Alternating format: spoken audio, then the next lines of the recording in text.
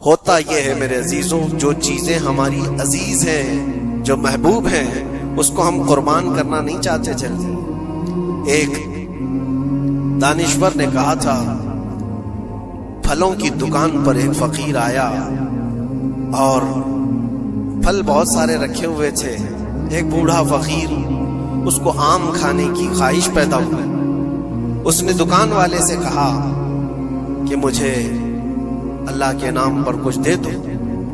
ظاہر سی بات ہے، جو چھٹے ہوئے آم تھے، جو نکالے ہوئے تھے، جن کے اندر سڑن پیدا ہو چکی تھی، وہ سائڈ کیا گیا تھا، اس میں سے نکال کر کے اس نے دے دیا فقیر کو۔ عام طور پر یہی ہوتا ہے، دینے کے لیے جو نکالا جاتا ہے وہ الگ ہوتا ہے۔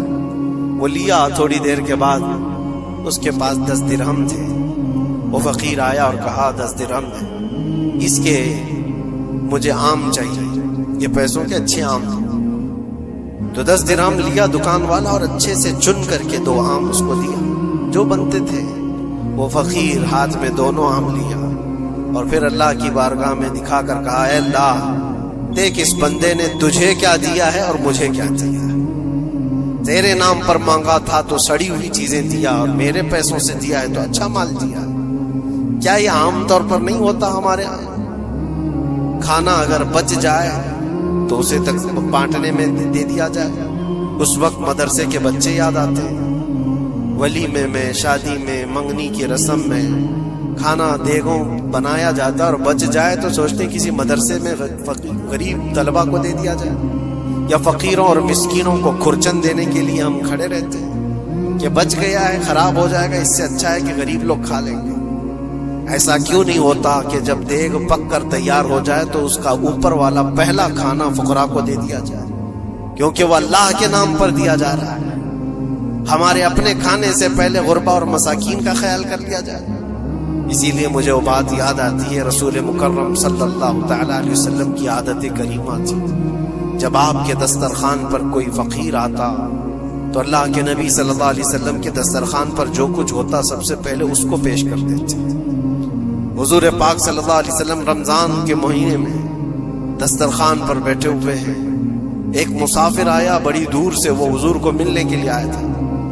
حضور پاک صلی اللہ علیہ وسلم اصحاب صفہ کے ساتھ، جو 70 صحابہ، غریب صحابہ حضور کے در پر پلتے تھے، ان کے ساتھ افطاری کر رہے تھے، اور ایک مسافر آیا، اس کو بلایا گیا، آ جاؤ دسترخوان پر۔ 70 لوگوں کے بیچ میں دودھ کا ایک پیالہ تھا بس افطاری کے لیے، اور وہ جو مسافر آیا اس کو بٹھایا گیا، بڑا بھوکا تھا، اس سے کہا گیا، لو آپ تناول کرو، آپ دودھ پی لو۔ اس نے اٹھایا، کسی کا خیال ہی نہیں کیا، پورا دودھ پی گیا۔ اللہ کے نبی صلی اللہ علیہ وسلم نے مسکرا کر کہا، اللہ تیرا بھلا کرے، آتا ہے فقیروں پہ انہیں پیار کچھ ایسا، خود بھیک دیں اور خود کہیں منگتے کا بھلا۔ ہماری پسندیدہ چیز اگر کوئی اٹھا لے تو پھر ہم آگ بگولا ہو جائیں۔ خاص طور پر اگر یہ آزمانا ہو تو رمضان میں افطار کے موقع پر دیکھیں، اپنے دسترخوان پر سے ہمارے سامنے کی چیز کوئی اور اٹھانے لگ جائے تو پارا چڑھ جاتا ہے، غصہ آنے لگتا ہے، ہم نہیں دینا چاہتے، وہ سارا اپنا جمع کر کے رکھا ہوا ہوتا ہے۔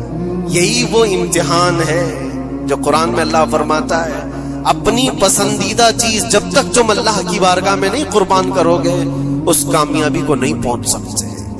ہمارا دل چھوٹا ہے، اسی وقت اندازہ ہو جانا چاہیے کہ میرے دل میں وسعت کتنی ہے، کشادگی کتنی ہے۔ آزما کر کے دیکھ لینا، افطاری کے ٹائم پہ تھوڑا سا تمہارا شربت کوئی اٹھا لے یا کوئی فروٹ تمہارے ادھر سے ادھر کر دے دسترخوان پر۔ جھگڑے ہوتے ہیں بہت سارے، غصے میں آگ بگولا ہوتا ہے، لال پیلا ہوتا ہے، پتہ نہیں کیا کیا سنا دے گا۔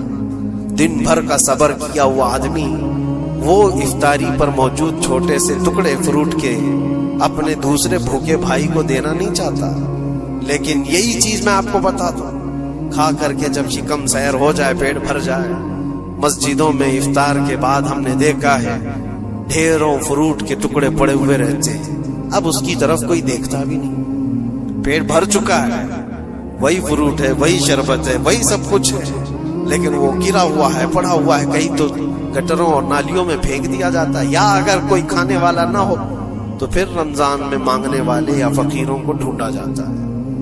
اپنا پیٹ بھر جانے کے بعد پھر فقیروں کو ڈھونڈنا، یہ وہ امتحان نہیں ہے جو ابراہیم علیہ السلام نے دیا تھا۔ ہاں، اللہ کے نبی صلی اللہ تعالی علیہ وسلم کے جو اخلاق تھے وہ صحابہ میں بھی تھے۔ صحابہ کرام رضوان اللہ تعالی علیہ مجمعین کی وہ باتیں میں آپ کو بتاؤں۔ حضور پاک صلی اللہ علیہ وسلم کی بارگاہ میں ایک مہمان آتا ہے رات کے وقت، اور حضور صلی اللہ علیہ وسلم اپنے صحابہ میں فرماتے ہیں، ہے کوئی جو میرے مہمان کی مہمان نوازی کرے، اللہ اسے جنت سے کھانا کھلائے۔ صحابہ تو ظاہر سی بات ہے ہر نیکی کو بڑھ چڑھ کر کے لیتے تھے۔ ایک صحابی تھے حضرت طلحہ رضی اللہ تعالیٰ عنہ، انہوں نے کچھ دیکھا ہی نہیں گھر میں ہے کہ نہیں ہے، فوراً کہا یا رسول اللہ اس مہمان کو میں لے جاتا ہوں۔ حضور پاک صلی اللہ علیہ وسلم سے درخواست کی اور لے کر کے گھر آ گئے۔ پتہ چلا بیوی کو نے کہا پہلے تو ہمارا خود کا ہی کھانا نہیں ہے، آپ مہمان بھی لے آئے۔ صحابی رسول نے اپنی بیگم سے پوچھا کتنا ہے، کہا ایک آدمی صرف کھا سکتا ہے۔ اور گھر میں کتنے لوگ ہیں؟ شوہر، بیوی اور ایک چھوٹا بیٹا، اب ایک مہمان آیا ہوا ہے۔ صحابی رسول نے اپنی اس فکر کا اظہار کیا بیگم سے کہ اب کیا ہوگا، ایک آدمی کھا سکتا ہے اور 4 لوگ یہاں موجود ہیں۔ اللہ اکبر، وہ خواتین بھی حضور کے زمانے کی کیسے تھی۔ انہوں نے کہا اپنے شوہر سے گھبرائیے مت، میں بچے کو تھپکیاں دے کر سلا دوں گی، آج ایسے سلا دوں گی، اور دسترخوان پر جب بیٹھے آپ کو کھانا میں پروس دوں گی، اور پھر بتی اچانک گل کر دیں گے، چراغ بند کر دیا جائے گا، آپ کھانے جیسا منہ چلاتے رہے اور اس مہمان کو لگے کہ آپ بھی کھا رہے ہیں، اور کھانا پورا اس کے سامنے رکھیں تاکہ وہ پیٹ بھر کر کھا لے۔ ایک آدمی کے کھانے کے لیے یہ ہیلا کیا جا رہا ہے، خود بھی بھوکے ہیں۔ ایسے ہی ہوا، دسترخوان بچھا ہے اور صحابی رسول نے کھانے کا برتن ان کے سامنے پیش کیا اور اچانک چراغ کو بجھا دیا، اندھیرا ہے۔ انہوں نے افسوس کا اظہار کیا، کہا اتفاق ہے چراغ گل ہو گیا، آپ کھا لیجیے، ہم بھی کھا رہے ہیں۔